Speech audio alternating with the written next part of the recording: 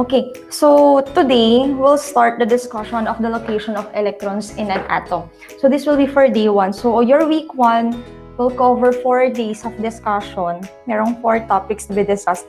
But I will try to finish at least hanggang day 2 for today. Ayan. Okay. So for the introduction, so you are already familiar with the atom. It is the smallest known particle that makes up matter. And it contains a very small and compact positive nucleus. So it contains, the nucleus of the atom contains a proton, which are positively charged, and the neutrons that are zero charge or no charge. And moreover, it is surrounded by a negatively charged electrons.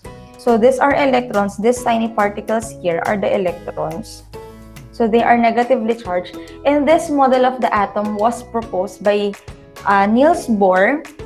This is the planetary model of the atom because it is very much similar to the setup or to the movement of the planets revolving around the sun. Bakit ako hinihingal? Okay, so this is Niels Bohr. So he was the one who proposed this model. And he was also the one who introduced that every orbit of the atom are called as the energy levels. So I know some of you are familiar with the energy levels and the subshells. So siya yung nagsabi na yung orbit ng atom, kapag mas malapit siya sa nucleus, it is the lowest energy level. And as you go further away from the nucleus, nagkakaroon ng mataas na energy level. And this is how we see energy levels. So ito yung nucleus ng atom. This is the nucleus of the atom. The first circle or the first orbit is the first energy level. So usually, ito yung tinatawag na ground state or ground level. And as the atom absorbs energy, the electrons may jump onto the next energy level away from the nucleus. So this is energy level number 2, and this is the first excited stage or first excited level. Bakit siya naging excited? Kasi nag-absorb na ng energy yung atom, and the movement of the electrons are getting more excited. So energy level number 3, 4, 5, 6, and so on.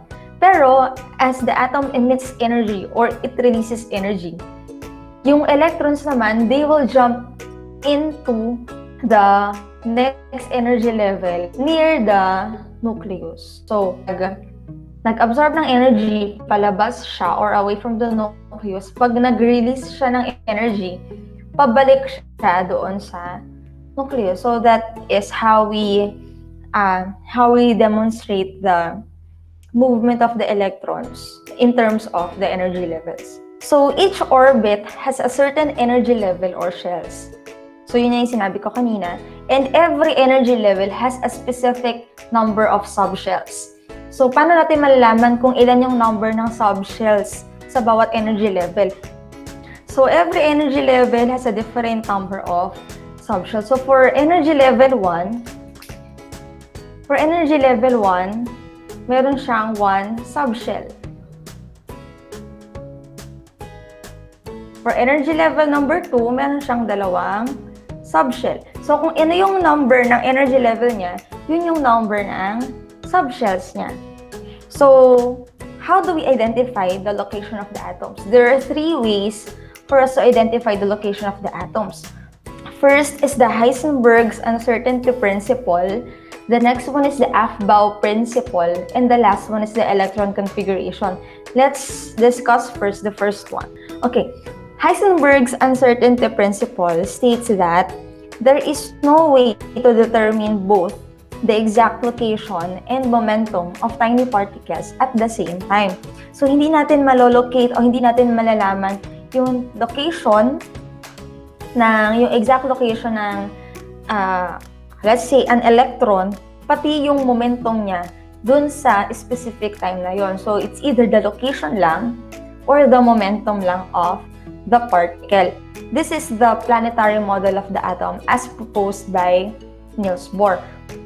Si Heisenberg, sabi nga niya, we cannot determine the exact location of the atom. So, most probably, itong planetary model ni Niels Bohr is not really accurate kasi based on this model, merong exact location yung electrons.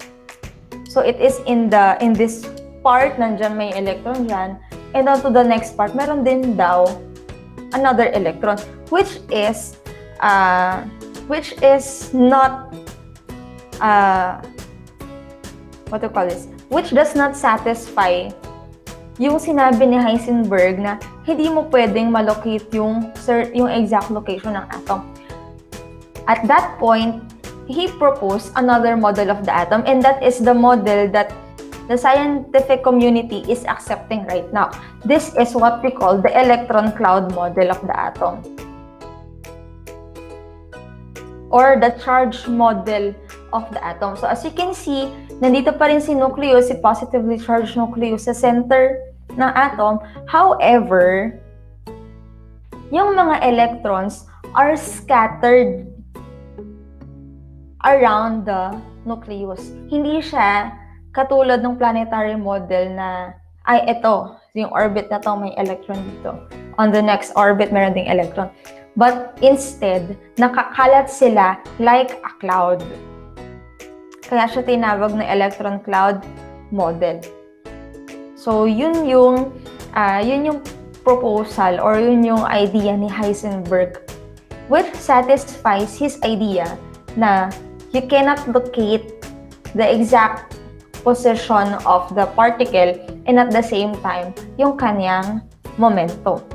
Okay. We have here a setup. It can be seen in your module. So, this is similar to the planetary model of the atom. Pero, how do we say this? Meron pa rin siyang energy level, pero hindi doon nakalagay sa energy levels yung mga electrons. Instead, nasa loob siya ng energy level. Like for example, circle number 1, this is the energy level number 1. Circle number 2 is energy level number 2. Circle number 3 is energy level number 3. This is 4, and this is 5. So, the distance of circle number 1 from the center is 1 centimeter. And dun sa loob daw, ni circle number 1, meron tayong 5 na dots. Ano yung dots na to? Ano yung nire-represent ng dots na to?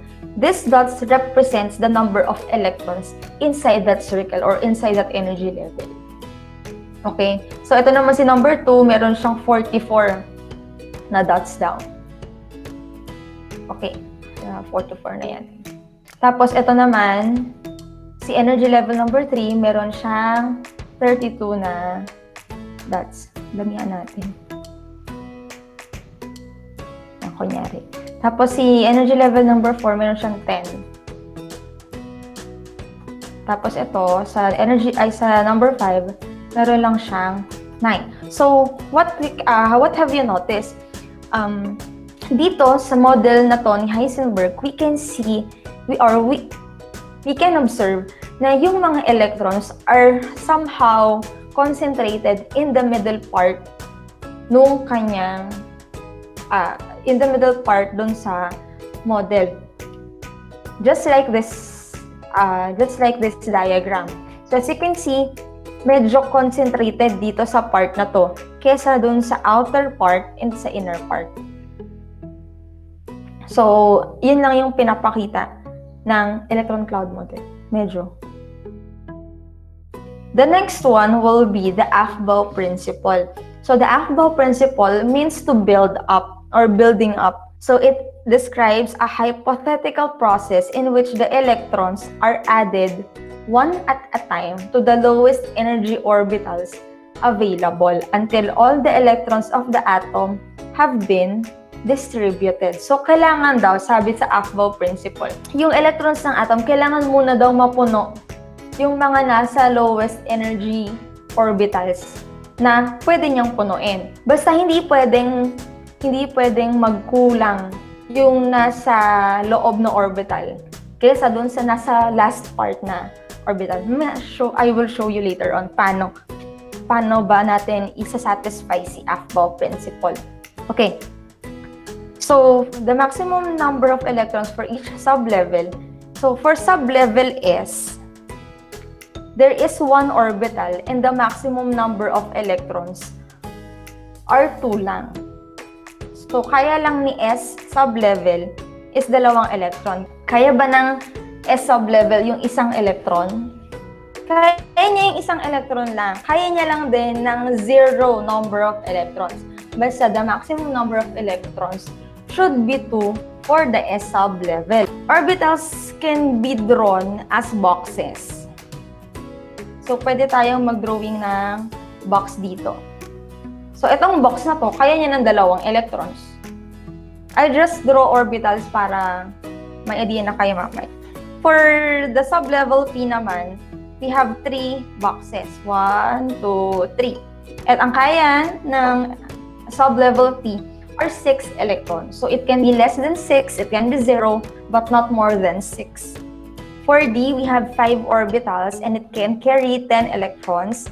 For F, we have 7 orbitals and it can carry 14 electrons. So let us recall, ano ba tong mga sublevels na to? Okay. So for example, we have an atom here. For example, basta atom yan. And this is a positively charged nucleus. So kung i-draw natin yung energy levels, so syempre orbit yun, di ba? This is the first energy level, which is energy level number 1. Okay, on the next energy level, ang tawag doon ay energy level number 2. And we all know that every energy level, meron siyang specific number ng sublevels. So for energy level number 2, ilan nga ulit yung sublevel niya or subshells niya? So meron siyang 2 na sublevels. And for energy level number 3, meron siyang 3 na sublevels or subshells. So the diagram goes on lang. Paabutin natin ng energy level number 4. 2, 3, 4. Kung ano yung number ng energy level, yun din yung number ng kanyang sublevel. So, bawat sublevel or bawat subshell, meron siyang pangalan or meron siyang identification. So, every first subshell, that is S. So, ito, S din. Basta lahat ng first na sublevel, S yan. Yung next na sublevel is P. So, ito yung second dito, P din siya, and this is P. The third sublevel, wala nang third dito, so hindi natin susulatan yan. That will be D. D. And the last or the fourth sublevel will be F. So, yun yung naming natin for every sublevel or every subshell. So, for S, ang kaya niyang i-carry na mga electrons ay 2. So, electron 1, electron 2. Ito, electron 1, electron 2. So, basically, ang kaya ni main energy level number 1 ay 2 electrons. Kasi S lang naman yung meron siya. For energy level number 2, ang kaya niyang dalhin. Huwag kayong malilito sa energy level tsaka sa subshell, ha? Ang kayang dalhin ni energy level number 2 ay 8. Bakit 8? Kasi meron siyang 2 subshell. And yung subshell na yun is S and P. Si P, ilan yung kaya niyang electrons? 6. 1, 2, 3, 4, 5, 6. 6 yung kaya ni P. Balik tayo doon. P, 3 orbitals, 6 yung maximum na electrons. Okay? So, 6 plus 2, 6 to plus 2, 8 yung kaya ni energy level number 2. 2 kay S, 6 kay P. Next is, for energy level number 3, again, 2 kay S, 6 kay P. 1, napalitan natin ang color. 1, 2, 3, 4, 5, 6. 1. Ilan yung kay D? 10. 1, 2, 3, 4, 5, 6, 7, 8, 9, 10. So, ang total na kaya ni energy level number 3 ay 18. 2 kay S, 6 kay P, 10 kay D. And lastly will be, this is 18. 18 na yan. Kasi 18 yung SPD. Ito ay 14. 3, 4, 5, 6, 7, 8, 9, 10, 13, 14. So this will be 32. 32 yung kaya ni energy level number 4. Okay. So it's just a review actually. So alam niyo na, may idea na kayo sa kung ilan yung kaya niyang dalhin na electrons ha. Now, let us move on to the electron configuration. So the electron configuration is a distribution of electrons among the orbitals of the atom. Paano siya naka-distribute, paano siya naka-arrange among the orbitals. And it is represented by a number, which is the main energy level, a letter, which is the subshell or the sublevel, and a superscript o yung tinatawag nating exponent. And these are the number of electrons. Okay. So the electron configuration can be seen in the periodic table. Usually, kapag medyo maayos yung periodic table nyo, nandun lang siya sa ilalim ng bawat boxes. Medyo may mga ano lang siya, medyo shortcut lang siya. And when we do the electron configuration, we should follow the pattern. Doon sa periodic table nyo, meron diyang zigzag na pattern. Ganito. So, itong zigzag pattern na to, we should follow this for us to write the correct electron configuration. Actually, meron naman sa periodic table na nakasulat per element. Pero I suggest na you do not follow it kasi parang 2/3. Tama ba? Hindi. Parang 75% of the elements in the periodic table does not follow the pattern, yung zigzag pattern. Especially yung mga elements in the D block, yung nasa middle, yung mga alkaline earth metals, and alkaline metals. Tsaka yung nasa baba, yung F block, yung lanthanide and the actinide metals. If you're going to copy the configuration dun sa periodic table, take the risk para magkamali. I can teach you a better way para ma-memorize yung pattern without actually memorizing the pattern. Okay, paano kasi kapag ganito yung periodic table na meron tayo? Ito lang yung periodic table ko na nasa computer. Wala akong copy ng periodic table. Paano yung electron configuration niya? So, paano natin isusulat yung configuration, for example, ng magnesium? Wala namang pattern na nakalagay dito. Okay, let's have a sample. So, for magnesium, ang kailangan niya lang naman tandaan in writing the electron configuration is the atomic number. So, for magnesium, ang atomic number niyan ay 12. So, you have to write it na mas madadalian kayo kesa i-memorize yung zigzag-zigzag na pattern. Di ko nga memorize yun eh. Okay.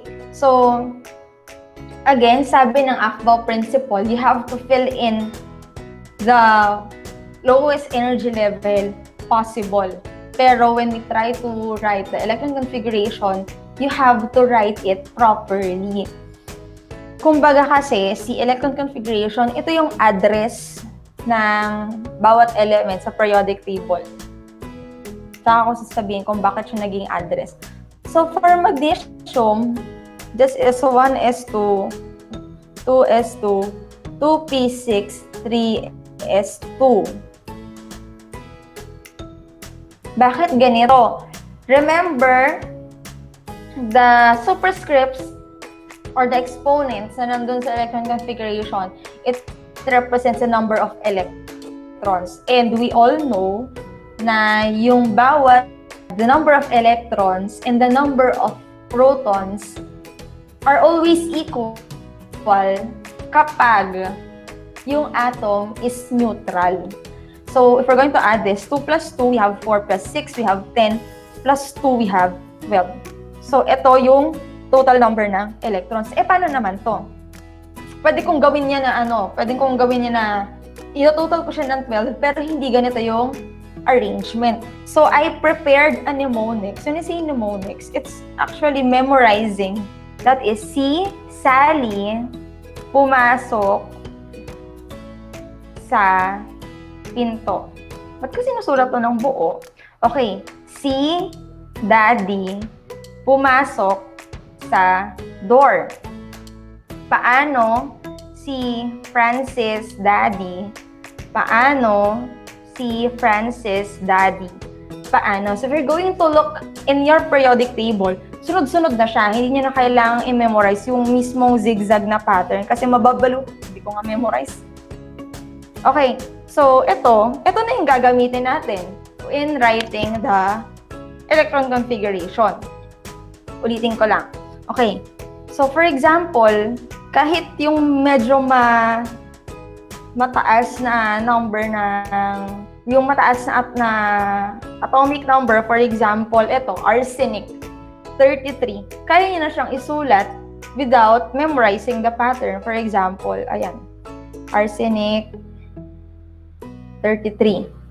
So, you just write the letters muna. So, si Sally pumasok sa pinto. Si Daddy pumasok sa door. Paano si Francis Daddy?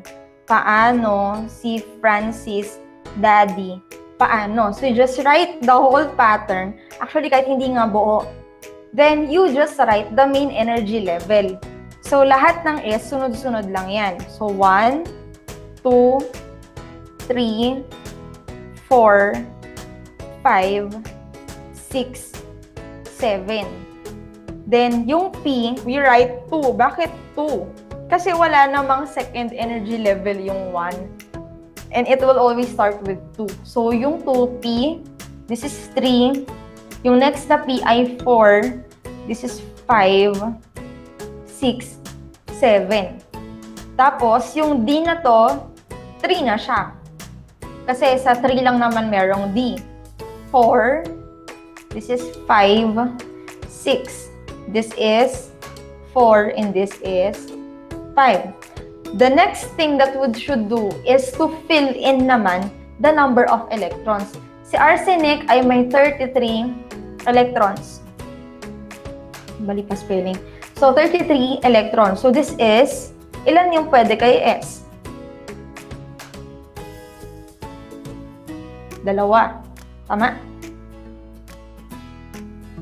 So, this is 1s2. This is 2s2. Tama ba yun? Pwede bang 1s1? 2s1?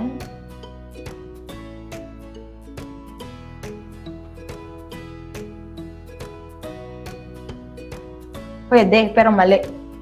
Okay, so this is 1s2, 2s2, 2p6, 3s2, 3p6, 4s2, 3d10, 4p3, 10, 20, 33. So, ito, di mo na siya kailangan. So, buburahin na natin yan.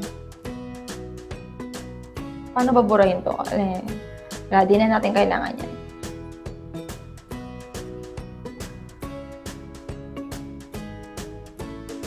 Yan. So, ito hanggang dito lang yung electron configuration ni arsenic. Did you get it? Okay, let's have silicon. Silicon is 16. Okay. So, meron siyang 16 na electrons. Okay. So, that will be, okay, si Sally pumasok sa pinto. Si Daddy pumasok sa door. So, maikli lang muna kasi 16 lang naman siya. So, again, main energy level, 1, 2, 3, 4, 5. 5. Tapos, P naman, 2, 3, 4. Then D, 3. Tama ba ako? 4. Then, the electron, 16 to dapat. So, 1s2, 2s2, 2p6. Pwede ba siyang 3s? Ilan ba to? 3s1, 3p5. Pwede ba to? Hindi na natin kailangan to. According to the AFBO Principle, we have to fill in the lowest energy orbital possible. So, hindi siya pwedeng ganito. Mali ito. Mali siya. Bakit? Kasi in the middle of the electron configuration, meron kang kulang. Understood? So, habang nagsusulat ka ng electron configuration, you have to fill in every orbital muna. You have to fill in every orbital. Inulit ko lang. Punuin mo muna yung mga orbital. So, this would be 1s2, 2s2, 2p6, 3s2, 3p4. That will be 16. Kailangan, puno muna tong nasa loob. And saka ka pwedeng magkulang dun sa outermost part ng, or outermost orbital, or what we call the valence orbital nung ating electron configuration. Let us move on to the orbitals. Okay. So, dun sa orbital, sabi natin, for the s orbital, meron siyang 1. For the s subshell, meron siyang 1 orbital or 1 na box. For the p, we have 3 orbitals. For the d, we have 5. And for the f, we have 10. Okay. So, ano yung ibig sabihin nito? So, for every orbital, kaya niya ng 2 electrons. And electrons are represented by arrows. Arrow up and arrow down.